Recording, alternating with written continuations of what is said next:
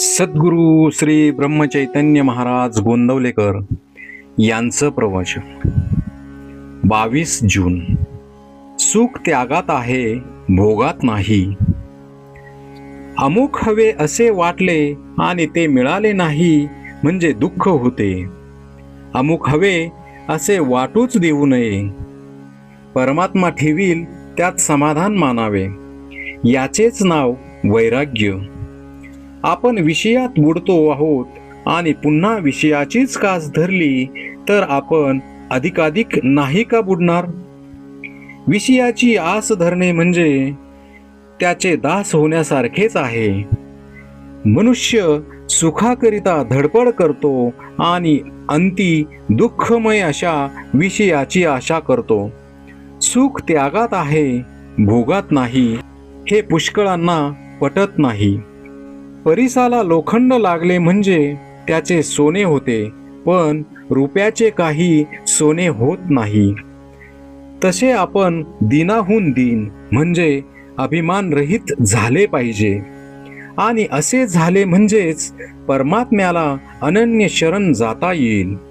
हे व्हायला त्याची कृपाच पाहिजे आणि ती नित्य भाकावी. एखाद्या गोष्टीने आपले मन अस्वस्थ होते ते का बरे? त्या गोष्टीला आपण सत्यत्व देतो म्हणून. हा सर्व खेळ आहे, हे मिथ्या आहे असे जाणून ज्याप्रमाणे नट नाटकातली आपली भूमिका अगदी खऱ्यासारखी करतो त्याप्रमाणे व्यवहार करावा. सुख समाधान सत्यात असते, मिथ्यात नसते. आजपर्यंत आपण विषय उपभोगले पण त्यात आपल्याला सुख झाले नाही. मग विषय मिथ्या आहेत याची भगवंताने तुम्हाला प्रचिती नाही का दिली? तरी सुद्धा तुम्ही या विषयातच प्रपंच कसा सुधारेल असे मला विचारता. याला काय म्हणावे? जे दुःखमयच आहे त्यात सुख कुठून मिळणार?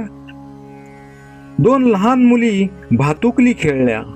जी मुलगी गरीब होती तिने पोळ्या आणि गुळंबा केला, पण जी श्रीमंत होती तिने मात्र श्रीखंड आणि बासुंदी केली. पहिलीचा गुळंबा जितका पोट भरण्याला उपयोगी नाही तितकेच दुसरीचे श्रीखंडही उपयोगी नाही. तसे प्रपंचाचे खरेपण आहे. प्रपंच असण्यासाठी बायको आणि मुले यांची गरज आहेच असे नाही. जो दुसऱ्यावर अवलंबून असतो तो प्रपंचीच असतो. म्हणून मनुष्य एकटा असला तरी प्रपंचीच असतो.